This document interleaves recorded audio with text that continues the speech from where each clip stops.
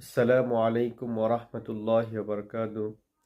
প্রিয় মুসলিম ভাই বোনেরা, আজকে খুবই গুরুত্বপূর্ণ একটা বিষয়ে কথা বলবো। সেই বিষয়টা হলো, হঠাৎ মৃত্যু আসলে আমাদের তিনটি করণীয়। এক নম্বরের করণীয় হলো, আমরা মুখে সবসময় কালিমা জারি রাখবো, লা ইলাহা ইল্লাল্লাহ। অর্থাৎ আমরা যদি সবসময় এই কালিমা পড়ি, এই কালিমার উপর মানুষকে দাওয়াত দিই এবং অবিচল থাকি, তাহলে আমাদের মৃত্যুর সময় কালিমা নসিব হবে।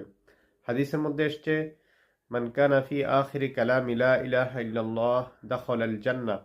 অর্থাৎ যার শেষ কথা হবে কালিমা লা ইলাহা ইল্লাল্লাহ, সে জান্নাতে প্রবেশ করবে। ওলামায়ে কেরাম অভিজ্ঞতার আলোকে বলেছেন যে সবসময় মিসওয়াক করে, তার মৃত্যুর সময় কালিমা নসিব হবে। হযরত জিবরাইল আলাইহিস সালাতু ওয়াস সালাম 24,000 বার রাসূল করিম সাল্লাল্লাহু আলাইহি সাল্লামের কাছে এসেছেন, 24,000 বারে মিসওয়াকের কথা বলছেন। হাদিসের মধ্যে এসছে, লাউলা শুক্কা আলা উম্মতি লা আমারতুহুম বিসওয়াক ইনদা কুল্লি সালাত। যে আমার উম্মতের যদি কষ্ট করে না হতো, তাহলে আমি তাদের জন্য মিসওয়াকটা বাধ্যতামূলক করে দিতাম। দ্বিতীয় নম্বরের করণীয় হলো, আমরা সব সময় আল্লাহ সুবহানাহু ওয়া তাআলার প্রতি সুধারণা রাখবো।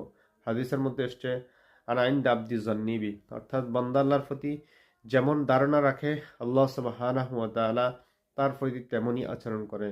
তৃতীয় নম্বরের করণীয় হলো, আমরা তাওবা করে নেব।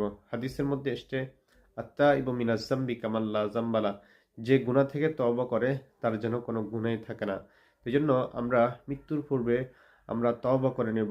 তওবার দরজাকে আল্লাহ তাআলা 70 বছরের দূরত্বের সমপরিমাণ তিনি বিস্তৃত করে রেখেছেন।